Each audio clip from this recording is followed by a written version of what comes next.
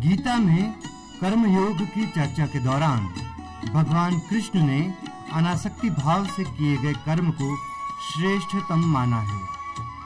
काम से भागा नहीं जा सकता क्योंकि प्रकृति मनुष्य को काम करने के लिए बाध्य करती है। फिर जब कार्य करना ही है तो उसे उचित रूप में ही क्यों न किया जाए। अनासक्ति है क्या? अनासक्ति का अर्थ अच्छे और बुरे, अविवेक, उत्साहहीनता अथवा सत्कर्म के प्रति प्रीति या लगाव का अभाव नहीं है, अपितु केवल निस्वार्थ पड़ता है।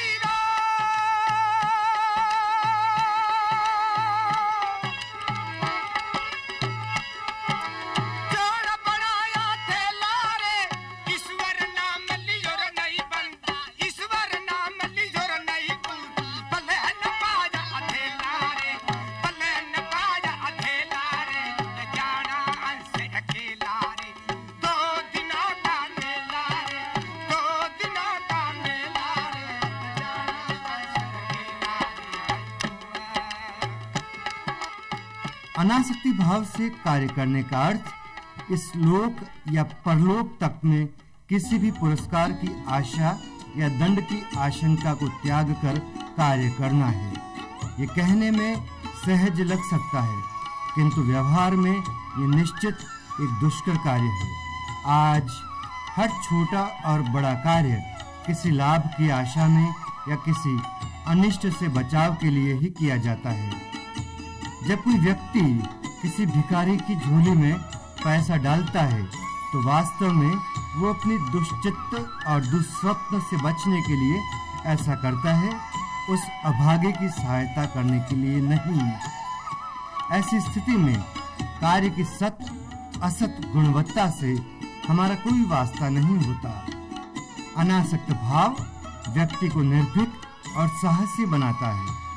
अनासक्त पुरुष सत्यावलंबी होता है। कुछ बिगड़ जाने के भय से वो कोई समझौता नहीं करता। पुरस्कार की कोई राशि उसे खरीद नहीं सकती। उसमें सत्य का अडिग विश्वास होता है और सच्चाई ही उसकी रग रग में प्रेरणा और उत्साह फूंकती रहती है। इस प्रकार अनासक्त भाव से किया जाने वाला कार्य मनुष्य को भगवान तक पहुंचा देता है, उसकी लक्ष्य प्राप्ति का साधन बन जाता है। निस्वार्थता ही ईश्वर है। एक मनुष्य चाहे रत्न जड़ित सिंहासन पर आसीन हो, सोने के घर में रहता हो, परंतु यदि वो पूर्ण रूप से निस्वार्थ है तो वो ब्रह्म में ही स्थित है। परंतु दूसरा मनुष्य चाहे झोपड़ी में ही क्यों न रहता हो, चिथड़े ही क्यों न पहनता हो, सर्वथा दीनहीन ही क्यों न हो, पर यदि वो स्वार्थी है तो हम कहेंगे कि वो संसार में घोर रूप से लिप्त है। और यही है मनन।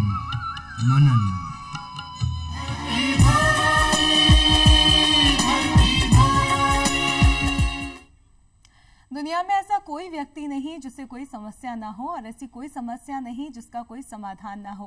कहते हैं कि मंजिलें चाहे कितनी ही ऊंची क्यों ना हो, रास्ते हमेशा पैरों के नीचे से ही जाते हैं। और ये भी कहा जाता है कि हर दिन अच्छा हो ये जरूरी नहीं, लेकिन हर दिन हम कुछ अच्छा कर सकते हैं। और इसी मुस्कुराहट के साथ अपने हर दिन की शुरुआत करें, क्योंकि जब चेहरे पर हंसी होती है तो दिन भी खुशनुमा हो जाता है। इसी के साथ अजहर, स्वागत है सुप्रभात धरती धौरारी पर। मैं हूं आपके साथ नितांशा। और नितांशा, जैसा आपने कहा कि वाकई रास्तों की बात जब होती है तो ये अजहर भी कहता है रास्तों के बारे में, कि मील का पत्थर जो है, अक्सर बेशतर लोग कहते हैं ना कि रास्ते में रोड़े बहुत से आते हैं। बिल्कुल। कई लोग होते हैं जो उसी जो रास्ते के जो कंकर हैं उनसे एक अपनी मंजिल की सीढ़ियां बना लेते हैं। आज सुप्रभात धरती धुरानी के इस मंच पे भी एक ऐसी ही फनकारा हमारे साथ हैं, जिन्हें मैं फनकारा कहूं या यूं कहूं कि संगीत की जो सरगम है उसे मरहम बनाने का काम किया है। जहां संगीत दुआ थी वहां उन्होंने संगीत को दुआ से दवा बनाने की कोशिश की है। जी हाँ, वह अपने आप में एक म्यूजिक थेरेपिस्ट तो है ही, साथ ही एक बेहद खुशनुमा, बेहद खूबसूरत इंसान है और एक बहुत ही अजीम तरीन फनकारा है, एक बहुत अच्छी कलाकार है। तो आइए उन्हीं से जानते हैं उनकी ज़िंदगी की ये कहानी, उन्हीं की ज़बानी, और मिलकर स्वागत करते हैं डॉक्टर सोनिका पारिक जी का।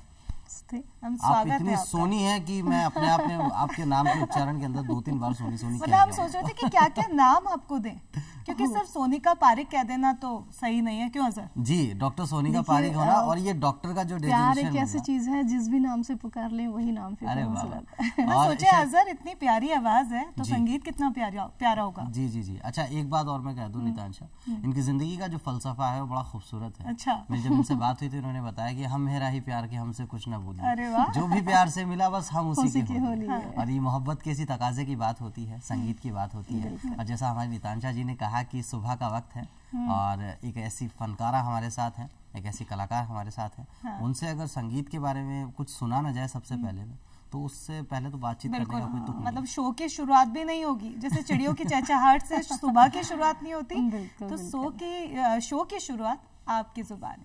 बिल्कुल, क्योंकि हमारा शो धरती धुरारी है, हमारे धरती से छूता हुआ शो है, तो राजस्थान की मिट्टी से ही शुरुआत करते हैं। पर मैं एक राजस्थानी थोड़ा सा 2 लाइन राजस्थानी सॉन्ग की शुरुआत करती हूँ। क्योंकि जयपुर है, जयपुर गुलाबी नगरी है, तो जयपुर से ही जयपुर के लिए लोगों का क्या क्या कहना है, एक वाइफ अपने हस्बैंड से क्या क्या मांगती है जयपुर से रिलेटेड, क्योंकि जयपुर फेमस है, चुनरी फेमस है, तो इसलिए एक जयपुर से रिलेटेड गाना मैं आपको बताती हूँ। बाईसारा मेरा भाने पिहरेल चलो सा पिहरे भाने ओढ़ो आवे, क्योंकि उसका पीहर जयपुर है, तो वो अपने हस्बैंड को कह रही है कि मुझे अपने पीहर ले चलो, मुझे पीहर की बहुत याद आ रही है, क्योंकि उसके घर वालों ने उसे बाहर दे दिया परदेश में। इसी से रिलेटेड, जस्ट इसी का एक जवाब, एक और इसी गाने से रिलेटेड मैं आपको। भाई सारा बीरा जयपुर जा जी, भाई सारा बीरा जयपुर जा जो जी, आता तो ल्याए जो तारा रे चूंदड़ी, आता तो ल्याए जो तारा रे चूंदड़ी। जयपुर की हमारी तारों की चुनड़ी बहुत फेमस है, इसलिए वो तारों की चुनड़ी बहुत। और शायद कहते हैं ना कि वैसे तो दिन में तारे नजर नहीं आते, लेकिन वो तारों की चुनरी से कहीं ना कहीं वो तारों का भी एहसास हो ही जाता है। अच्छा, मैं आपसे सबसे पहले ये जानना चाहूंगा, क्योंकि अपने आप में बड़ी ही खूबसूरत सी कहानी है आपकी, जितना मैं आपके बारे में जान पाया मैं यही कह पाऊंगा। और वो कहानी की शुरुआत जो होती है ना, हर कहानी की शुरुआत यूँ तो बचपन से ही होती है, और संगीत से जो आपका पहली बार तारुफ हुआ, यूँ कहें कि संगीतकार बनने की एक क्षमता है, उस बात से तारुफ हुआ, वो भी बचपन में हुआ। वो किस्सा क्या था, आप ही की ज़बानी जानेंगे सबसे पहले। देखिए, मैं बहुत छोटी थी, छोटी मतलब आप ये मान लीजिए कि मैं शायद 3rd या 4th क्लास स्टैंडर्ड में थी उस समय। मेरे मामा, सबसे पहले मुझे जब ये लगा कि मैं म्यूज़िक कर सकती हूँ, मुझे भी नहीं पता था ये चीज़। मेरी मामी जी हैं जो इसी फील्ड से हैं, तो हम लोग एक मेरे मामा की मैरिज में जा रहे थे, वो मैरिज थी वनस्थली। अच्छा, तो हम लोग सब बच्चे एक गाड़ी में थे, क्योंकि बच्चों को मस्तियाँ चाहिए होती, तो हमने कहा हम सब एक साथ जाएंगे। तो हम लोग सब एक साथ गाड़ी में जा रहे थे। मेरे आगे वाली जो सीट थी उन पर मामी जी बैठी थी मेरी, और हम लोग पीछे बच्चे पार्टी सारी पीछे। ऑब्वियसली शांति से तो जा ही नहीं सकते, तो हम लोग अंताक्षरी खेलते हुए जा रहे थे। अंताक्षरी पे मेरा टर्न आया, तो मुझे आज भी याद है मैंने कौन सा सॉन्ग गाया था। तो न पे मेरे ऊपर आया कि न पे गाना है, न पे गाना है, तो मैंने उस समय गाना गाया था, नजर के सामने जिगर के पास। उसी अंदाज में गा के सुना। तो ऐसा था, नजर के सामने जिगर के पास कोई रहता है, वो हो तुम, बस मेरा ये गाना हुआ और मामी जी का बैक सीट पर देख के जस्ट उन्होंने पीछे देखी और पीछे देखकर मुझे बोली कि ये किसने गाया।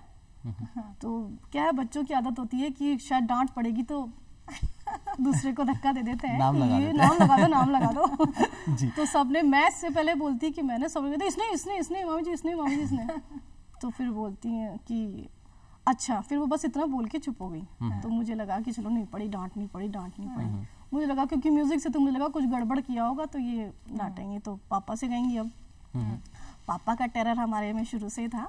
उसका कारण ये है, एक तो पापा पुलिस डिपार्टमेंट, वो देख भी रहे होंगे तो कहेंगे बुराइयां करेंगे। तो वो क्या हुआ कि ऑब्वियसली डिपार्टमेंट ऐसा था, थोड़ा गुस्सेल भी थे, लेकिन मेरे पापा बहुत सॉफ्ट हैं। तो मुझे लगा पापा से कहेंगी। अब पापा से जब वो मिली तो उन्होंने पापा को सबसे पहले यही कहा कि कंवर साहब, अपने कंवर साहब ही बोलते हैं जॉनी का, तो कंवर साहब आप इसको म्यूजिक के फील्ड में डालना क्योंकि इसकी आवाज़ अच्छी है। तो मैं बड़ी खुशी हुई कि मैं गा सकती हूँ।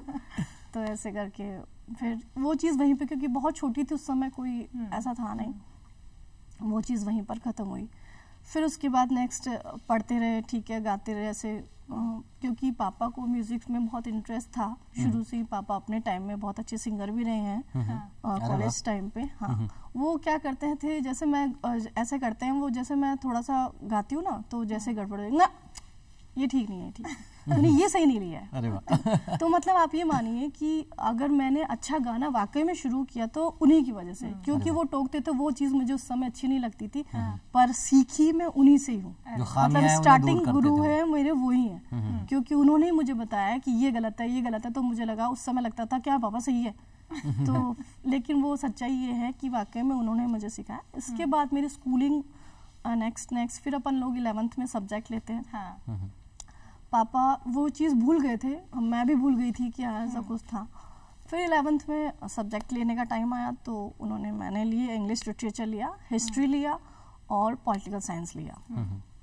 तो ठीक है, ले लिया। उसके बाद हमारी क्लासेस चलती थी, इधर हिस्ट्री की क्लास होती थी मेरी, हिस्ट्री के जस्ट सामने रूम था हमारा म्यूजिक रूम। तो होता ये था, वो मतलब बड़ी समस्या वाला विषय हो गया था ये मेरे लिए। अब इधर चलता बाबर हुमायूं, उधर चलता सारेगामा। तो कंडीशन ये हो गई कि वो बाबर हुमायूं मेरे दिमाग में कभी नहीं बैठा, तो सारा ध्यान उधर। अच्छा, वो चीज जो पढ़ा रही थी हिस्ट्री वाली, वो कभी लर्न नहीं हुआ, और वो जो इतनी दूरी पर था वो सुनते सुनते लर्न हो जाता था। यानी आसान भाषा में कहूँ कि मेरे सामने वाली खिड़की में म्यूजिक का डेरा रहता है। ये था आपके साथ। ये वही चीज है जी। तो एक दिन हो गया, 2 दिन हो गया, फिर मुझे लगा कि नहीं, मुझे म्यूजिक से ही करना है। मतलब दिमाग में वो चीज़, वो साइकोलॉजिकल कि नहीं मुझे वो चीज़ करना है, वो मेरे से नहीं होगा। तो मैं, हमारी म्यूजिक की मैम थी उस समय, माया मैम थी, मेरे को याद है आज भी। मतलब मुझे मैम का बिल्कुल, मैं भूली नहीं हूँ अपने गुरुओं को। और सबसे पहली गुरु मेरी वही थी। मैं उनके पास रूम में गई, डरती डरती भी गई। मैंने कहा पता नहीं क्या करेंगी, पता नहीं हाँ कर पाएंगी कि नहीं, कैसा गा रही हूँ, क्या है। तो मैं उनके पास गई, मैंने कहा मैम, हाँ बेटा, मैंने कहा मैम वो मैं म्यूज़िक सब्जेक्ट लेना चाह रही थी। और बेटा आपके पास क्या है? मैंने कहा मैम हिस्ट्री है, हिस्ट्री में मेरा मन बिल्कुल नहीं लगता। बेटा यहाँ पे तो देखो, एक बार आपको गा के सुनाना पड़ेगा, हम ऑब्वियसली जैसे ऑडिशन टाइप ना, टेस्ट। तो मैंने कहा मैम ठीक है, मैं सुना दूंगी। और आप लोग को हंसी भी आएगी, मैंने उस समय गाना भी ऐसे लिया क्योंकि उस समय गाने बहुत ज्यादा तो थे नहीं। तो कुछ सलमा आगा याद भी नहीं आता। हाँ, और सलमा आगा उस समय बहुत चल रही थी। तो सलमा आगा का दिल के आंसू में बह गया, तो मुझे ऐसा लगा था वाकई में कहीं आंसू में ना बह जाए। तो गाना ऐसा हुआ कि दिल के आंसू में बह गया। और उन्होंने जैसे वो मेरा गाना सुना, वो मुझे बिल्कुल हाथ से पकड़ी, होल्ड, मेरा हाथ होल्ड किया और नीचे बिल्कुल प्रिंसिपल के रूम में लेके गई। तो एक बार डर भी लगा, प्रिंसिपल कहने जा रही है कि मतलब देखो इसको, मतलब नेगेटिव पहले आ गया दिमाग में, पता नहीं कैसे कर ली उन्होंने, सही बात कि है ना, सीधे आ गई है रूम में और है ना सुना के सब्जेक्ट चेंज कराना चाहती है। अब ये आजकल तो क्या होता है कि सब चीजें इजीली हो गई कि ठीक है, नहीं पसंद है आप चेंज कर लो। उस टाइम पे इतना नहीं था, उस समय तो हर टीचर से डर लगता था। तो नीचे गई, मैंने कहा मैम वो मैं सब्जेक्ट चेंज करना चाह रही थी। तो वो एकदम से बोलती है मैम ये बहुत अच्छा गाती है, इसको हिस्ट्री में फालतू डाल दिया और है ना इसको म्यूजिक दिलाना चाहिए। तो बहुत खुशी हुई, मैं वाकई में गा सकती हूँ, गा सकती हूँ। उस समय वो सब्जेक्ट चेंज हो गया।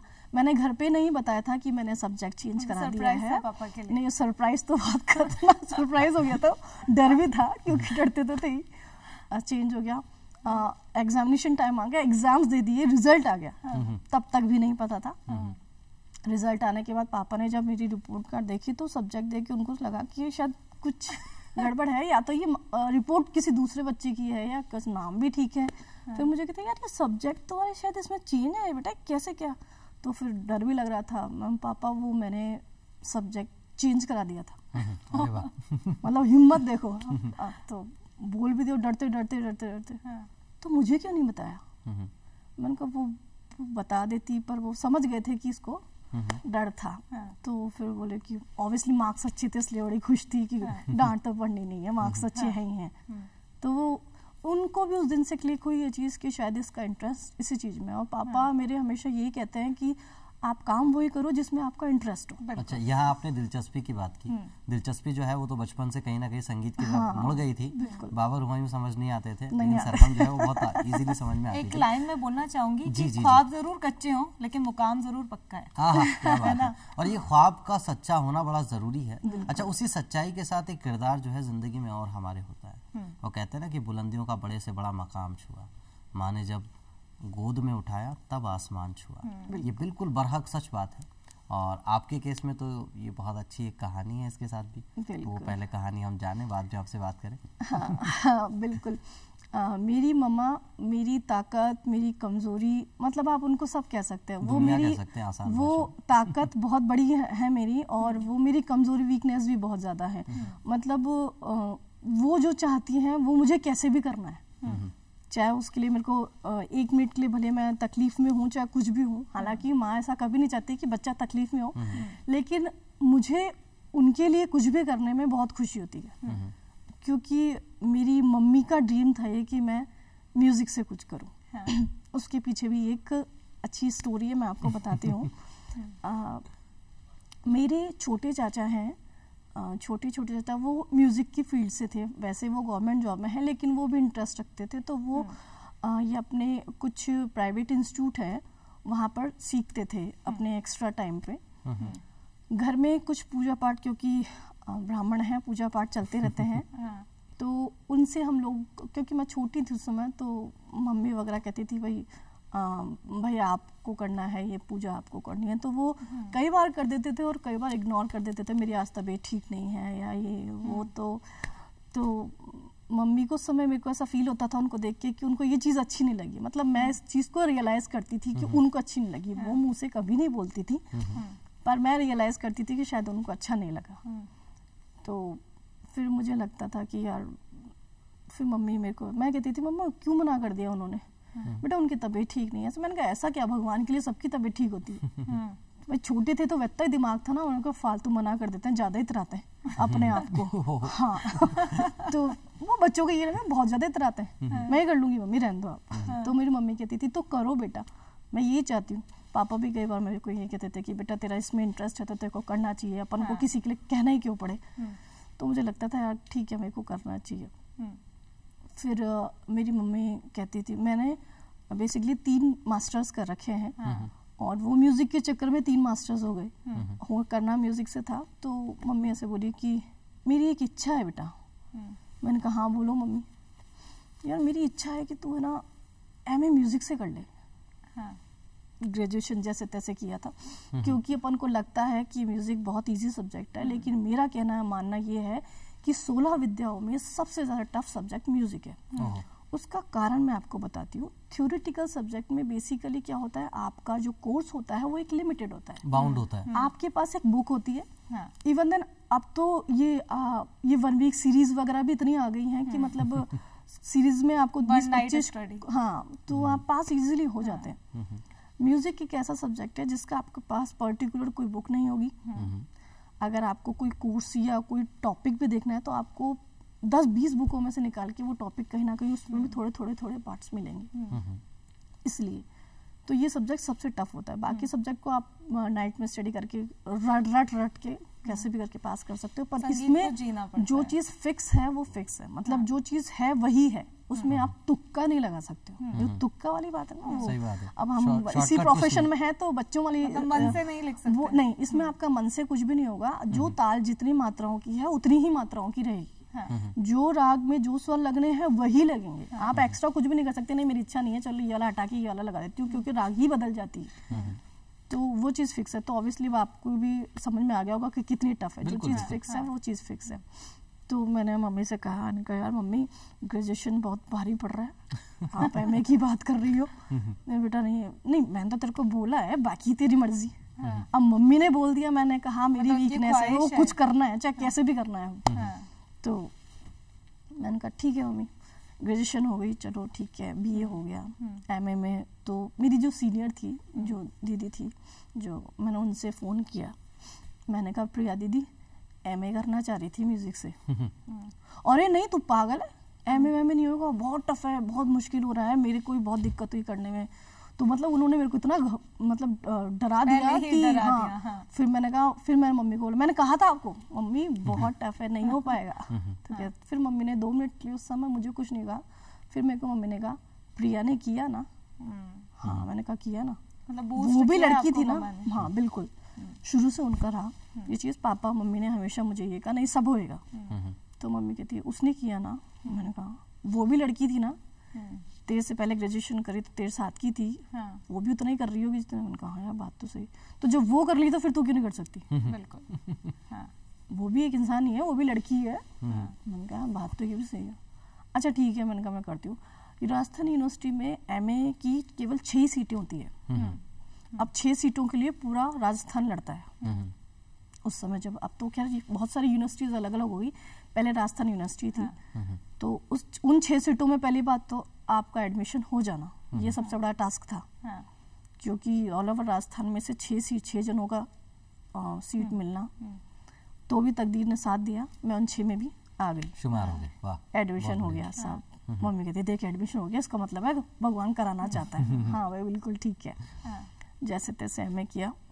कुछ इसमें भी प्रॉब्लम्स आई एमए में। उसका कारण ये था, ऐसा हुआ कि क्लासेस प्रॉपर नहीं हुई, कुछ लेक्चर्स नहीं आए, कुछ भी मतलब कुछ काफ़ी सर्कमस्टांसेस ऐसे हुए कि कुछ नहीं, तो सीनियर से सीखा, कुछ लेक्चर्स से पूछा, क्योंकि प्रोफेसर से भी डर लगता था। मतलब जद्दोजहद के बाद आपका एमए कंप्लीट वाकई में बहुत जद्दोजहद हुई। और कुछ लास्ट में मेन प्रैक्टिकल्स में कुछ कंट्रोवर्सी भी हुई। मतलब ठीक है, मतलब जो भी था हो गया मतलब वो हो गया। वो इतना अच्छा हुआ कि वो डिस्टिंक्शन से हुआ और फर्स्ट क्लास हुआ मेरा एमए।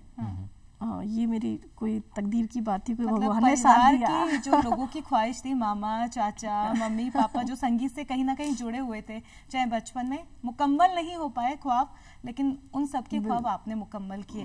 लेकिन एक संगीत को पढ़ना, जीना, सीखना और लोगों तक पहुंचाना अलग है, लेकिन उसको चिकित्सा से जोड़ना मतलब बिल्कुल नया है। आज अगर मैंने पहली दफा सुना तो मेरे लिए भी नया था कि संगीत और चिकित्सा दोनों कैसे जोड़ सकते हैं। बिल्कुल ये मेरे लिए भी नया था। और मेरे को इसमें प्रॉब्लम्स भी बहुत हुई थी, क्योंकि फर्स्ट टाइम था, फर्स्ट मैं कर रही थी, तो मेरे पास बुक्स भी नहीं थी जिनमें से मैं कर सकूं। भाई बेसिकली पीएचडी करते हैं तो आपको मटेरियल मिल जाता है, क्योंकि पहले किया हुआ होता है। ये चीज़ पहले भी नहीं की हुई थी। तो मुझे बहुत, मैंने 1945 की पत्रिकाएं वगैरह निकाल के उनकी में वहाँ से निकाल के अपनी पीएचडी को किया था। और बहुत मुश्किल हुई। देखिए बेसिकली क्या होता है कि आपका जो साइकोलॉजी होती है, आपकी जो मेंटल स्थिति होती है, उसका आपकी बॉडी पे बहुत इफेक्ट पड़ता है। बिल्कुल, जैसी आपकी सोच है वैसा ही आपका काम है। बिल्कुल सही बात है। तो इस चीज़ को आप चाहे म्यूज़िक से रिलेटेड ले लीजिए, चाहे अपनी जनरल डेली लाइफ से जोड़ लीजिए, कैसे भी कर लीजिए। हम जो चीज़ दिमाग में जिस भी काम के लिए जैसी धारणा बना लेते हैं दिमाग में, वो काम वैसा ही होता है। सही बात है। चाहे नेगेटिव मान लीजिए, चाहे पॉजिटिव मान लीजिए। मैंने ये सोचा कि अधिकतर क्या होता है कि मैं खुद भी बीमार बहुत ज़्यादा छोटी थी जब रहती थी, तो दवाइयाँ सा लगता था कि क्या दवाइयाँ। तो लगा कि कुछ ऐसा करें जो बहुत टिपिकल हो, मतलब नहीं किया हो। मेरी क्या शुरू से आदत ये है, काम वो करो जो किसी ने भी ना किया हो। तो शुरू से बचपन से ही आदत है कि हर वो काम करो जो किसी ने किया है। ऐसे नॉर्मली तो सभी करते हैं। तो ठीक है, मेरे को लगा कि सोचा भी पीएचडी के लिए। जब एमए हो गया उसके बाद मेरी मम्मी ने फिर वापस वही जाहिर की, जब पीएचडी कर ले, मैंने कहा मम्मी आप मेरे को कढ़ाई सब करवा देना यार मेरी छतरी आगे डॉक्टर लग जाए, मतलब उनकी बहुत इच्छा थी कि मेरे नाम के आगे डॉक्टर लगे कि यार रुतबा अलग होता है, देख डॉक्टर तो डॉक्टर ही होता है। चलो मैंने कहा जैसे तैसे। वो जो मैंने आपको स्टार्टिंग में बताया था मेरी एक मामी वाली बात जिन्होंने सबसे पहले सुना था मेरे बचपन में, तो पापा ने कहा कि ठीक है मैं मामी जी से बात करता हूँ, क्योंकि वनस्थली बेसिकली उन्हीं लोगों का है। तो पापा ने बात करी उनसे, मामी जी से। मैं नहीं बोलना चाहिए पर फिर लेकिन है ये बात तो मैं बताती हूँ आपको। तो मैं ननिहाल गई अपने मामी जी से, पापा ने कहा कि ऐसे ऐसे ये PhD करना चाहती है तो आप वनस्थली में किसी से बात कीजिए जी। तो उन्होंने किसी को फ़ोन किया, किसी प्रोफेसर को फ़ोन किया होगा जिनके अंडर के लिए। तो उन्होंने जब फ़ोन किया तो उनका जो वे ऑफ टॉकिंग था वो थोड़ा मुझे भी अच्छा नहीं लगा, मतलब मैं भी हर्ट हुई उसको सुन के, क्योंकि इतनी छोटी नहीं थी। तो उन्होंने कहा कि मेरी कोई नोन है, जानकार है जो PhD करना चाहती है। अब जब जानकार है तो सामने वाला भी इतना बर्डन नहीं लेता, और मे भी हो सकता है उनके पास सीट भी ना हो उस समय। तो उन्होंने कहा कि नहीं मेरे पास तो भी बजे कोई सीट है नहीं, और नेक्स्ट ईयर देखेंगे ऐसे करके। और सोनिका जी मैं इस मामले में ये भी कहना चाहूँगा आपसे, अक्सर ये होता है कि जब कभी हम कामयाबी की कोई इमारत खड़ी करना चाहते हैं ना कहीं ना कहीं बुनियाद का मजबूत होना बड़ा ज़रूरी होता है। और कहीं ना कहीं अगर लोग आपको हर्ट करते हैं और उस कहते हैं ना कि चोट खाने के बाद में जो असल मज़ा आता है बात को जीने का, वो ही अपने आप में नायाब होता है। तो ये आपकी ज़िंदगी में भी रहा, और आपने आपकी जो डॉक्टरेट की डिग्री है वो आपने कंप्लीट की, आपने आपको डॉक्टर जो है वो नाम के आगे लग गया था। यहाँ मैं आपसे जानना चाहूँगा कि नाम के आगे डॉक्टर तो लग गया था, और PhD जिस विषय में की वो विषय भी बड़ा खूबसूरत था कि भारतीय संगीत द्वारा चिकित्सा कैसे किया जा सकता है या कैसे संभव है, अपने आप में बड़ी रोचक बात है। तो वो चिकित्सा की हम अगर बात करें आपसे, तो क्या कुछ आपको शुरुआती दौर में देखने को मिला?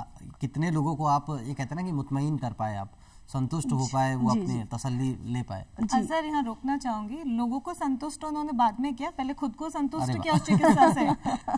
वो एक छोटी सी स्टोरी है। हाँ, वो खुद को संतुष्ट ऐसे किया कि जब मैं रिसर्च कर रही थी अपना, तो मेरे को ऑब्वियसली हॉस्पिटल्स वगैरह में भी जाना पड़ा था। उसी दौरान क्योंकि मैंने पर्टिकुलर कुछ डिजीजेज ली थी अपनी थेरेपी में, क्योंकि सब में सारे रोगों का उपचार करना एक साथ वो बहुत बड़ा हो जाता है, और रिसर्च क्योंकि एक लिमिटेड चीज़ होती है, इसलिए कुछ पर्टिकुलर चीज़ें आपको लेनी पड़ती है उस रिसर्च को कंप्लीट करने के लिए। बाकी आप बाद में फिर करते जाइए, वो कोई दिक्कत नहीं है, पर एक टाइम पीरियड भी होता है हमें रिसर्च कंप्लीट करने के लिए, इसलिए उसको मैंने थोड़ा सा समेट के कुछ पर्टिकुलर डिजीज ली थी। उसमें था एक तो अपने डिप्रेशन, एक था अपना अस्थमा, BP, और एक अपने ऑर्थोपेडिक, बेसिकली हड्डियों से रिलेटेड। अब इसमें एक ये रोमांचक बात ये हुई कि जब मैं रिसर्च कर रही थी इस दौरान मेरे पाँव की बोन क्रेक हो गई थी, फ्रैक्चर हो गया था पाँव में करते करते। तो फ्रैक्चर हो गया तो ऑब्वियसली प्लास्टर लगना ही है। प्लास्टर बंधा मेरे 21 दिन का पाँव में, काम कुछ कर नहीं सकते थे तो घर पे बेड रेस्ट पे थे, बैठे बैठे जो कर सकते थे रिसर्च वाला काम वो करते रहे। फिर मुझे लगा कि मैं जिस चीज़ पे हूँ पहले उसको खुद पे आजमा लूँ, महसूस तो हो मुझे कि हाँ वाकई में है, या मैं ऐसे ही मतलब खुद भी तो सेटिस्फाई होना बहुत जरूरी है, और हाँ तो वो क्या है कि खुद का एक्सपेरिमेंट सबसे अच्छा एक्सपेरिमेंट होता है, ऐसा कहते हैं किसी भी चीज़ में। तो मैंने सोचा कि चलो ठीक है, मैंने उसी समय अपने जो ऑर्थोपेडिक से रिलेटेड था, हालांकि मैंने पर्टिकुलर कुछ बेसिस नहीं लिया था उसमें, मुझे लगा कि कुछ मुझे रिदमेटिक सॉन्ग सुनने चाहिए जिससे पाँव का मूवमेंट हो अपना कुछ। तो मैंने बेड पे बैठे बैठे गाने ही लगाते जा रही थी, और कुछ रिदमेटिक सॉन्ग्स जो जिस पे बीट्स चलती है, जिन पे अपने पाँव, क्योंकि बीट्स और रिदम ऐसी होती है कि कहीं पर भी आप खड़े हो चाहे कहीं पर भी हो, नॉर्मली हम रास्ते में जाते हैं और बारात जा रही होती है ना तो भी पाँव चलते हैं। तो उसका कारण यही है कि हम संगीत से कहीं ना कहीं जुड़े हुए हैं। तो बैठे बैठे वो सॉन्ग्स चल रहे थे और मैं बराबर मेरे पाँव का मूवमेंट जैसे जैसे बीट्स चल रही थी वैसे वैसे पाँव के मूवमेंट चल रहे थे, और वो बाय चांस वो मूवमेंट शायद कुछ ऐसा था कि वो जो बोन थी वो कहीं ना कहीं जुड़ गई। अरे वाह! वो जुड़ना हुआ और मेरा पेन बंद हो गया। पेन होना बंद हुआ तो मुझे रियलाइज हुआ कि शायद मेरी पैर ठीक है अब, क्योंकि एक तो मैं उठ ही नहीं पा रही थी, एक बराबर मैं सारे चल रही उस प्लास्टर में। अब उस प्लास्टर को उस समय मेरे को 7 या 8 दिन हुए थे केवल, उस प्लास्टर को 8 दिन में उतारना संभव नहीं, क्योंकि डॉक्टर तो क्लियर मना कर देगा 21 दिन का प्लास्टर है, पहले काटे नहीं सकते। तो मैंने घर पे भी कहा, मैंने कहा यार मेरा मम्मा मेरे पाँव सही है, तू तो बेवकूफ़ है, ऐसे होता है पाँव से हड्डियाँ जुड़ जाएंगी ऐसे। तो वो ये ना घर वाले फिर वो लापरवाही सोचते हैं कि इसको तो बस टिकना नहीं है, इसको बैठना नहीं है। मैं एक्चुअली क्या है, बैठती नहीं हूँ एक जगह, मैं बैठ नहीं सकती लगातार। तो उनको लगा कि इसको बस बड़ा परेशानी हो रही है, बैठना इतने दिन बैठ जाए। तो मैंने कहा, डॉक्टर ने भी मना कर दिया कि नहीं मैडम ऐसा नहीं होता, नहीं कटेगा ऐसे। तो क्योंकि जिद थी कि हटाना तो है ही, मतलब खुद का एक्सपेरिमेंट था तो लग रहा था ना कि वो चेक तो करे वाकई में हुआ कि नहीं हुआ, हुआ कि नहीं हुआ। तो डॉक्टर, मैंने क्या किया कि उसको प्लास्टर को गीला कर लिया, वो इंटेंशनली किया मैंने। फिर गीला प्लास्टर तो डॉक्टर बंदे रहने देगा नहीं। तो मैंने कहा, डॉक्टर के पास गई, मैंने कहा सर ये गीला हो गया, अब तो काटना पड़ेगा, तो आप दोबारा बांध दीजिए।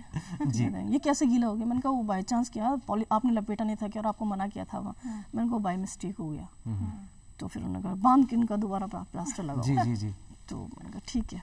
अब जैसे उन्होंने प्लास्टर काटा, मैंने कहा सर एक रिक्वेस्ट है, आप एक बार इसको चेक कर लीजिए एक्सरे करके कि ठीक है क्या, मेरे को ऐसा फील हो रहा है कि ठीक है जी। तो फिर उन्होंने भी, उनको लगा कि 2-3 बार बोल चुकी है, चलो एक बार कर लेते हैं। चांस की बात है, उन्होंने जैसे एक्सरे किया वो ओके था, मेरा नॉर्मल था। अरे वाह। जैसे वो नॉर्मल था तो वो भी उनके लिए भी चौंकने वाली बात थी, जादू से कम, क्योंकि मेरा तो था ही था भाई, मुझे तो आइडिया था कि पेन खत्म हो गया था और बाकी तो फिर थोड़ा सा कभी लगा ऐसा भी था। रहा कि डॉक्टर साहब ने कुछ केसेस आपको रेफर कर दिए, जाओ उनसे जुड़वा उन्होंने मेरे को, हाँ एक बच्चे की बोन टूटी थी, क्रैक हुई थी, उसके भी पाँव का ही था मैटर, उसको 80% रिलीफ हो गया था। अब मैंने क्योंकि जब मैंने रिसर्च की थी तो मैंने मेंटल हॉस्पिटल गई, क्योंकि डिप्रेशन वाले, और मेरा ये मानना है कि 90% जो इफेक्ट होता है वो डिप्रेशन वालों पे होता है। उसका कारण ये है कि डिप्रेशन का जो ताल्लुक होता है वो हमारे दिमाग से होता है, मस्तिष्क से, और साइकोलॉजिकल ट्रीटमेंट सबसे अच्छा म्यूजिक है। अरे वाह। उसका तो ये सब हुआ बस। यहाँ मैं आपको ज़रा टोकना चाहूँगा, और क्योंकि म्यूज़िक की इतनी बात चल रही है, रिदम की बात चल रही है, राग की बात चल रही है, फिलहाल के लिए क्या कुछ है सोनिका जी के पास जो इस मंच के माध्यम से हमारे सभी दर्शकों के लिए आने वाला है? फिलहाल ये है कि कुछ एल्बम्स हैं जो मैं रिलीज़ करने वाली हूँ, कुछ की रिकॉर्डिंग्स है, और कुछ आपके टीवी के ही सॉन्ग्स हैं। हम चाहते हैं कि कोई अच्छा सा गाना आप सुनाएं, क्योंकि दर्शक बेसब्री से इंतजार कर रहे हैं। बिल्कुल, देखिए मेरा फेवरेट सॉन्ग, क्योंकि जिंदगी मेरी स्टार्टिंग से जो थोड़ी कश्मकश, तो मैं सोचती थी कि वाकई में जिंदगी तुझसे हैरान हूँ मैं, तो कि क्या चल रहा है, क्या होना है, कुछ नहीं पता, सब डेस्टिन था। और मेरा फेवरेट सॉन्ग भी यही रहा है, पापा का मेरा फेवरेट सॉन्ग है, तो उससे ही करते हैं। फिर नेक्स्ट आपको आगे सुना देंगे।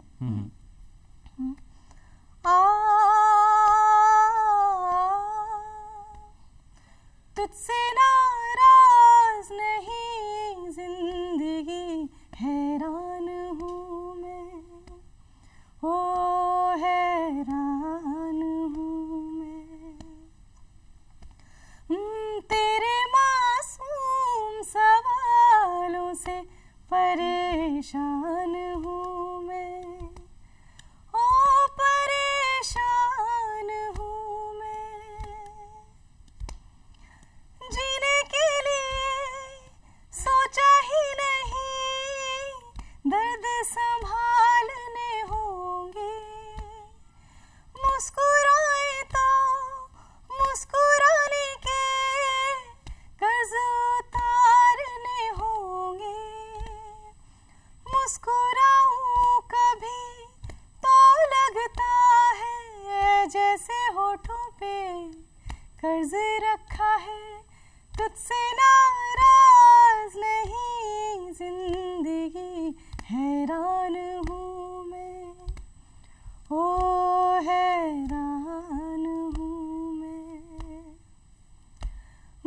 तेरे मासूम सवालों से परेशान हूँ मैं, ओ परेशान हूँ मैं। क्या खूब, बहुत खूब। और वाकई में नितांशा, कहा ही जाता है ना, अवसाद की लोग बात करते हैं, लोग घिरे हुए अपने आप को मानते हैं, वहाँ कहीं ना कहीं कहते हैं ना कि ये जिंदगी तो बड़ी खूबसूरत है, बस तुझसे जरा दोस्ती की जरूरत है। और जिंदगी से अगर आप दोस्ती कर लेते हैं ना तो फिर जिंदगी और आपकी खूब बनती है। और ऐसा कहते हैं जिंदगी की ठोकरें वो ठोकरें ही क्या जो कामयाब ना होने दें। आहा, क्या बात है। सोनिका जी, हर किसी का एक आइडल होता है जिसके हम गाने सुन सुन के बड़े होते हैं और ख्वाहिश होती है कि उस जैसा हम गाना गाएं। आपका कौन आइडल रहा? मैम मेरे शुरू से ही लता जी को ही सुना है, लता जी को ही गाया है और अभी तक भी मैं उन्हीं को गाती आई हूँ। अभी जो रिसेंट में है मुझे उनमें से श्रेया जी की वॉइस बहुत अच्छी लगती है क्योंकि वो कहीं ना कहीं टच करती है उनको, मेलोडियस वॉइस है उनकी और मुझे उनके गाने भी बहुत पसंद सुना है बहुत सारे स्लो सॉन्ग आप सुनती हैं, दिल को जो सुकून देते हैं और कहीं ना कहीं तनाव मिटाते हैं, तो हम सोचते हैं कि क्यों ना हम भी एक आध स्लो सॉन्ग सुन ही लें। और ये स्लो को अगर मुझे ठहराव होना बड़ा जरूरी है किसी भी, अगर मैं उसकी बात करूं तो ये आपाधापी जो है वो जिंदगी की वो दौड़ने पे मजबूर करती है। बिल्कुल, आज की वैसे भी जिंदगी दौड़ा दौड़ी ही चल रही है तो उसमें सुकून बहुत जरूरी है। तो कुछ ऐसा हो जाए लता जी का ही एक सॉन्ग मैं आपको बताती हूँ और सुनाती हूँ जी, जो मुझे भी बहुत पसंद है, मे भी आपको भी पसंद आएगा। लग जा गले कि फिर हंसी रात हो न हो, शायद फिर इस जन्म में मुलाकात हो न हो। लग जा गले से हमको मिली है आज घड़ियां नसीब से, हमको मिली है आज घड़ियां नसीब से, फिर आपके नसीब में ये बात हो न हो, शायद फिर इस जन्म में मुलाकात हो न हो। बहुत खूबसूरत। लग जा गले से वाह, क्या बात है। और लता जी को तो मैं ये कहना चाहूंगा कि सच्ची जो एक शागिर्द हम कह सकते हैं, एकलव्य की भांति कहें चाहे कैसे भी कहें, लेकिन यहाँ मैं जरूर कहना चाहूंगा कि वाकई में जो आप गाती हैं एक मेलोडियस होना बड़ा जरूरी है, बहुत मेलोडियस सलीके से जिंदा रखना जी। और मुझे लगता है ये मुलाकात है ना वाकई यादगार रहने वाली है। अच्छा, इस यादगार मुलाकात को और जरा यादगार बनाया जाए। आपने श्रेया जी का जिक्र किया बीच में, और श्रेया जी तो अपने आप में आज के दौर की तो मुझे लगता है उनसे ज्यादा मेलोडियस आवाज मुझे तो किसी की नहीं नजर आती। तो मैं आपसे अगर श्रेया जी के लिए अगर एक कोई गुजारिश आपसे झलक हम देख पाए। बेरी पिया बड़ा बेदर्दी, ओ बेरी पिया बड़ा बेदर्दी, दिल का दर्द न जाने सौदाई हर जाई जुल्मी राम दुहाई, कैसे कहूँ कासे कहूँ हाय राम, दिल का दर्द न जाने न जाने न जाने न जाने जाने जाने आए, बेरी पिया बड़ा बेइश्क।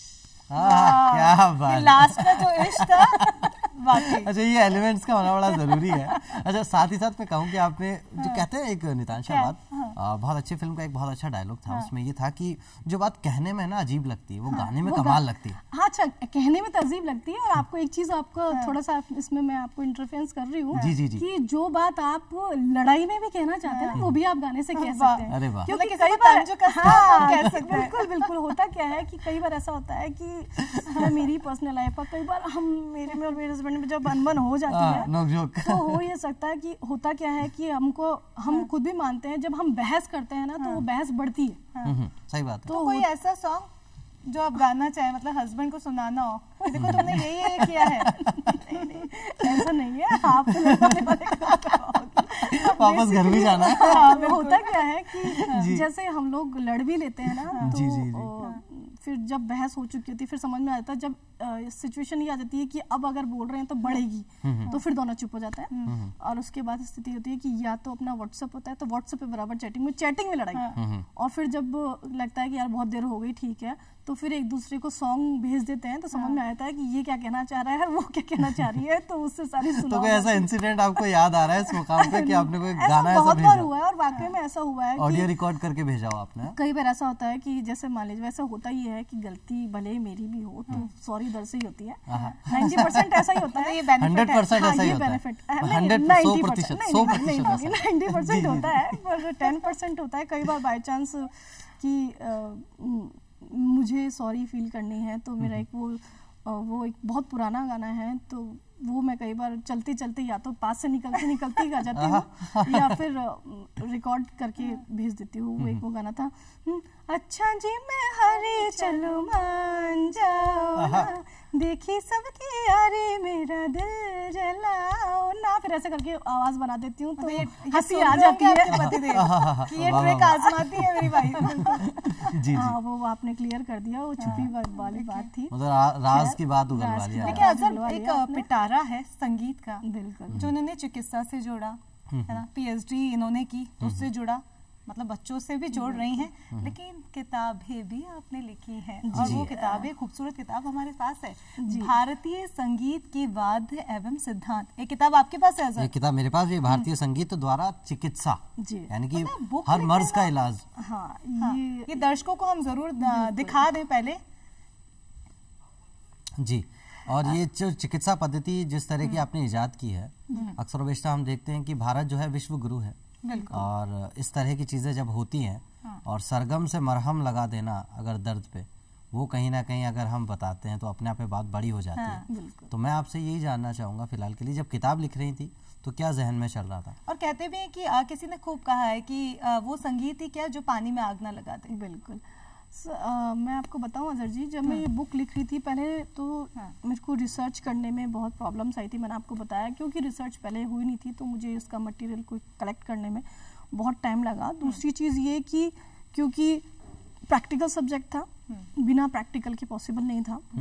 अगर मैं कोई चीज़ किताब में लिखती भी हूँ तो पहले मुझे उस चीज़ को करके देखना पड़ता है कि अब जो मैं लिख रही हूँ सही है, क्योंकि कल को कोई ये भी बोल सकता है कि ये पॉसिबल कैसे हो सकता है।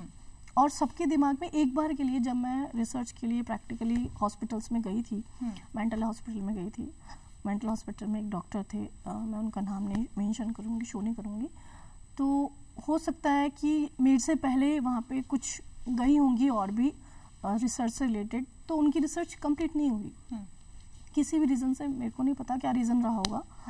तो या तो वो फेड अप हो चुके थे इस चीज़ से, तो और वैसे भी ऐसे कहता है कि मेंटल हॉस्पिटल में वैसे ही आदमी आधा मेंटल हो चुका होता है, और वाकई में सही बात है। ये चीज़ मैंने खुद ने फेस करी जब मैं रेगुलर मेंटल हॉस्पिटल गई, तो उन्होंने मेरे को कहा कि मैडम ऐसे बहुत सारी लड़कियां आ गई और ये सब कुछ ही नहीं होगा, ट्राई कर लो आप भी। तो मुझे उनकी वो चीज़ पिंच भी करी, और एक ये मान लीजिए कि वो मोटिवेशन भी था मेरे लिए, कि मतलब टीस थी वो मेरे एक, और वो उन्होंने जो टीस किया वो मुझे लगा कि मुझे अब तो करना ही है, मतलब करना ही अब तो। वो क्या, ईगो हर्ट हो गया मेरा। ये मान लीजिए कि वो मेरा ईगो हर्ट हो गया, मुझे लगा कि नहीं, ईगो की वजह से हो जाती है, और मेरे तो लगभग 90% काम ही ईगो में हो जाता है। तो मुझे लगा कि नहीं अब तो, फिर मैंने उनको यही कहा, रिक्वेस्ट की, मैंने कहा सर आप मुझे पेशेंट दे दीजिए, मैं कोशिश पूरी करूंगी कि इसको कंप्लीट करके, और बाकायदा बुक पब्लिश हो मेरी एक, वो मैं आपको सबसे पहले देकर जाऊंगी। चांस की बात है कि ईश्वर ने कोई साथ दिया, मम्मी पापा का आशीर्वाद था कि मैंने रिसर्च की, उन्होंने मेरे को 8 पेशेंट दिए थे, उनमें से 4 पे अपने म्यूजिक थेरेपी करी, 4 पे नहीं करी। मैं ये नहीं कहती कि म्यूजिक थेरेपी से आपका 100% बिल्कुल सही हो जाएगा, कि कल को कोई भी आएगा, कोई नॉर्मली बोल देता मेरे जुकाम हो रही है, मेरे ये हो रहा है, ऐसा मैंने कहा ये सब चीज़ें म्यूजिक थेरेपी से नहीं है, ये सब कॉमन चीज़ें हैं जो रूटीन में आपकी बॉडी की से रिलेटेड है, कि ठीक है जुकाम हल्का होना, उसमें आप कहो कि म्यूजिक थेरेपी से मेरा जुकाम ठीक कर दो, ऐसा नहीं होता। साइकोलॉजिकल ट्रीटमेंट हम संगीत से जोड़ सकते हैं, ये कह सकते हैं, पर ये है कि हाँ 80% हम ये कह सकते हैं कि म्यूजिक थेरेपी से रिलीफ मिलता है। हम ये नहीं कह सकते कि म्यूजिक थेरेपी बिल्कुल डिजीज को खत्म कर देती है। कल को कैंसर है, अपन क्या नहीं कह सकते कि म्यूजिक थेरेपी कैंसर खत्म कर देगी, पॉसिबल नहीं है। पर यह है कि किसी भी चीज़ से मेंटली, क्योंकि संगीत मस्तिष्क से जुड़ा हुआ है, तो वहाँ आपको मेंटली रिलीफ मिलता है, तो आपको ऑटोमेटिकली इस चीज में रिलीफ मिलता है। कहते हैं जिंदगी के लम्हे भले ही 10 हो, लेकिन संगीत उसको 12 कर देती, खुशनुमा बना। ये चीज बिल्कुल, ये बिल्कुल इस चीज से मैं एग्री हूँ, बिल्कुल सच्चाई है ये। तो वो जब वहाँ पे मेंटल हॉस्पिटल में जब डिप्रेशन वाले लोगों को मैंने देखा, तो वो वाकई में उसमें ज़्यादा कुछ ऐसे लोग थे जो अपने बच्चों से परेशान हो के, आप मान लीजिए कुछ पेरेंट्स ऐसे थे, बड़े थे, और जिनके बच्चे उनकी वजह से उनको कहीं ना कहीं अवसाद में थे। हाँ, ये मान लीजिए उनको कुछ यंगस्टर्स भी थे जो किसी रीजन, यंग्स तो आप जानते हैं कि कोई ना कोई ऐसे रीजन से, मतलब हर तरह के थे। तो उस समय मुझे लगा कि उनसे, आप मानिए कि मैं जब 10-15 दिन लगातार गई, तो वो बिल्कुल उनका कोई एक्शन रिएक्शन नहीं था। बस उनके दिमाग में शायद ये चीज थी कहीं कि ये रोजिना हमसे मिलने आती है। अच्छा, सही बात है। मतलब साइकोलॉजिकल उनके दिमाग में ये चल रहा था कि ये लड़की रोजाना क्यों मिलने आती है। मैं उनसे बात करती थी तो वो बिल्कुल ऐसे बैठते थे। मेरे को भी थोड़ा इरिटेशन होता था कि 10 दिन हो गए, 15 दिन हो गए, कुछ तो जवाब दे। लेकिन वो बिल्कुल ब्लैंक थे, उनका कुछ भी कोई रिएक्शन नहीं था कि कोई बातचीत करना। थोड़े दिनों बाद जब 15-20 दिन ऊपर हुए, तो उन लोगों का बोलना, मतलब उनको लगा कि इससे पूछूं ये रोजिना क्यों आती है, मतलब वो लिटरली इरिटेट थे वो मेरे से। जी जी जी। मतलब उनको भी इरिटेशन हो रहा था कि क्यों रोजिना आ जाती है। चिढ़ में उन्होंने पूछी थी ये चीज, तो मैंने उनसे पूछा। फिर धीरे धीरे जब उनसे मेरी बातचीत होने लगी, वो खुलने लगे, तब मुझे मालूम चला कि उनका रीजन क्या था। फिर उन्होंने सारा रीजन, इट मीन्स वो उस चीज से बाहर आ रहे थे। अरे वाह। तो उनको मैंने जैसे जनरली आपको अंकल ऐसे नॉर्मली पूछा, आपको म्यूजिक पसंद है, गाने अच्छे लगते हैं क्या? हाँ, हमारे टाइम के गाने, हमारे ऐसे करते करते वो अपनी चीज छोड़ा और तनाव को दूर किया। बिल्कुल। उनसे फिर ऐसे धीरे धीरे उनको जो पसंद थे पर्टिकुलर, मैंने उस पर कोई वाला ट्रीटमेंट नहीं किया। उनसे केवल जनरल टॉक्स करी, जनरल संगीत से उनको जोड़ने की कोशिश करी, उनको जो चीज पसंद थी उनको वो सुना की कोशिश की, क्योंकि उनके टाइम के गाने तो वो पुराने गाने पसंद थे और मैं पुराने गाने गाती थी। हाँ, ऐसे करके फिर ये रिसर्च मेरी, तब मेरे को इतनी रिसर्च में सबसे ज़्यादा मुझे तब पता चला कि जो कंक्लूजन निचोड़ निकला मेरे रिसर्च का, वो था कि सबसे ज़्यादा जो इफेक्ट करता है म्यूजिक, वो करता है आपके डिप्रेशन वालों पे। उसका कारण मस्तिष्क के संबंधी जो भी तो कुछ ये मर्ज होगा, संगीत बेसिकली साइकोलॉजिकल ट्रीटमेंट। और कई दफा हमने भी ये अनुभव किया है, अजहर, हमारा मूड ऑफ होता है तो हम भी गाने सुनते हैं। हम लोग नॉर्मली देख लीजिए, अगर लड़ लिए तो भी हम म्यूजिक सुन लेंगे। वो गाने डिफरेंट हो जाते हैं। हम लोग नाइट में अगर ड्राइव कर रहे होते हैं तो हमारा टेस्ट कुछ और होता है। हम सोने जा रहे होते हैं तो हमारा टेस्ट अलग होता है। हम जब मस्ती के मूड में होते हैं तो हमारा टेस्ट अलग होता है। लेकिन होते सारे गाने ही। संगीत के लिए आपने रिसर्च की, बुक लिखी, पीएचडी की, मतलब संगीत को चिकित्सा से भी जोड़ा, को जिंदगी से भी जोड़ा, और वॉइस ऑफ राजस्थान के टॉप 5 में आप रही। बहुत सारे सम्मान आपको मिले हैं। संगीत विभूषण अवार्ड की हम बात करें, और इसी फहरिस्त में ना जाने कितने अवार्ड हैं। तो राजस्थान की मिट्टी में से आप निकली हैं, तो शो की शुरुआत में हमने राजस्थानी सुना था, क्यों नहीं फिर से एक बार अजहर सुन लिया जाए? बिल्कुल, राजस्थानी गीत एक और आपसे सुना जाए। एक बहुत फेमस सॉन्ग है राजस्थानी का, बना रे बागा में झूला। अरे वाह, अरे वाह वाह वाह। वो मैं आपको सुनाती हूँ थोड़ा सा। बना रे बागा में झूला घाल्या, बना रे बागा में झूला घाल्या, मारी बनी ने मारी लाडी ने मारी बनी ने झूलन दीजे, बना गेल गजरा, हमारी लाडी ने झूलन दीजे, बना गेल गजरा, बना रे जयपुरिया थे जय जो, बना रे जयपुरिया थे जय जो, मारी बनी ने मारी लाडी ने मारी बनी ने लरियो ले जे, बना गेल गजरा, हमारी लाडी ने लरियो ले जे, बना गेल गजरा। बहुत खूब। ये तो आपने बताया कि वाकई में संगीत जो है इस समय जो हम महसूस कर रहे हैं, ये बहुत खुशनुमा माहौल पैदा कर देता है, एक अलग दुनिया में ले जाता है आपको। सुबह सुबह की शुरुआत तो खुशनुमा ही होनी चाहिए। और मैं तो चाहती हूँ कि हर किसी को हमेशा खुश रहना चाहिए। पॉजिटिव नेगेटिव सब चीजें तो जीवन में चलती रहती है, लेकिन उससे ये नहीं कि ये हो गया क्यों हो गया। देखिए, मेरा मानना ये है, ईश्वर जो करता है अच्छा करता है जी। और हमें एक मिनट के लिए लगता है कि वो शायद ठीक नहीं है, पर वो होता अच्छे के लिए है। ये चीज़ मैंने खुद ने पर्सनली बहुत बार किया है। और मैं एक चीज़ ज़रूर कहना चाहूँगी कि मेरी हर काम, मेरी हर जो भी मैंने किया, जो भी नहीं किया, उनमें सब में मेरी एक प्रेरणा वो मेरे पापा मम्मी ही रहे हैं। वो मतलब वो मेरा मोटिवेशन है, वो मेरी हिम्मत है, वो मेरी कमज़ोरी है, वो सब कुछ है। और मैं उनको यही कहना चाहती हूँ कि थैंक यू मम्मी पापा कि आपने मेरे को इतना वो किया कि मैं यहाँ तक आई और मैं यहाँ बैठी हूँ आज। अच्छा, आपके स्टूडेंट से आप क्या कहना चाहेंगे? क्योंकि अक्सर तो यूँ होता है ना कि स्टूडेंट्स टीचर वाली वो डिग्निटी मेंटेन मेरे करना पड़ता स्टूडेंट से है। मैं ये कहूँगी कि बेटा अच्छे से मेहनत करो, हर चीज़ मिलती है, घबराना किसी भी चीज़ से नहीं है, बाकी हम लोग साथ हैं। आप लोग कुछ भी करना चाहते हैं, कैसी भी चीज़ हो, मुश्किल कुछ भी नहीं होता, हर चीज़ पॉसिबल होती है। Everything is possible in this world, nothing is impossible. तो हमको हर काम बस ये है कि ठान लो कि हमें करना है, और जब करना है तो फिर कोई भी, और ये जिंदगी की शायद सच्चाई भी है कि मान लो तो हार होगी, लेकिन ठान लो तो जीत होगी। और जीत मुकम्मल तब हो जाती है जब हम खुद से, कहते हैं ना, खुद ही का नशेमन खुद अपने दिल में है, फलक जिस तरह आँख के तिल में है। और ये छोटी छोटी आंखें होती हैं जिनमें बड़े बड़े ख्वाब होते हैं। शुक्रिया बहुत। हम हर चीज म्यूजिक से बता देते हैं, गाने से, ये हर चीज अपनी से बता देते हैं। ये अज़र की खासियत है। जी। और फिलहाल के लिए आपकी जो खासियत है, आपका जो संगीत है, क्योंकि शो पे अब विदा लेने का वक्त जो है वो नजदीक आता जा रहा है, तो कुछ और आपसे सुनना हम चाहें इस मंच के माध्यम से। क्या सुनो आपको? चलिए एक गजल अगर हो जाए तो शायद मुकम्मल हो जाए बात। बिल्कुल, गजल ही बाकी रह गई थी। तो गजल बाकी रह गई थी। मैं गजल में जगजीत सिंह जी को ज्यादा सुनती हूँ, उन्हीं को सुनना ज्यादा पसंद करती हूँ। तो एक उन्हीं की, चित्रा सिंह जी की और जगजीत सिंह जी की गजल है, सुनाती हूँ। मिलकर जुदा हुए तो न सोया करेंगे हम, मिलकर जुदा हुए तो न सोया करेंगे हम, एक दूसरे की याद में रोया करेंगे हम, मिलकर जुदा हुए तो न सोया करेंगे हम।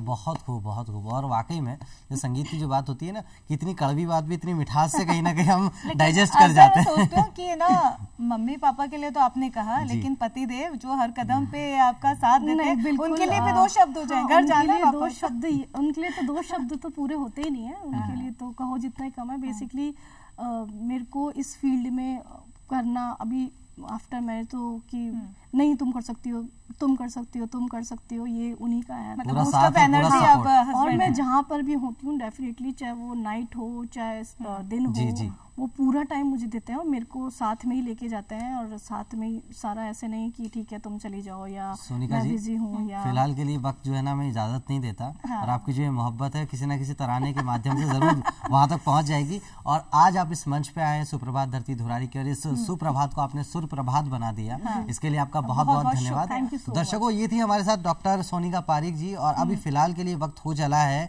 न्यूज रूम से ताजा तरीन बुलेटिन का। उसके पहले क्यों ना हम एक लोकगीत और सुन लें, और दीजिए इजाजत तब तक अजहर को और नितांशा शर्मा को। तब तक अपने आसपास सफाई रखिए, मुस्कुराहट बिखेरते रहिए, और हमारे साथ यूं ही मुलाकात करते रहिए। धन्यवाद।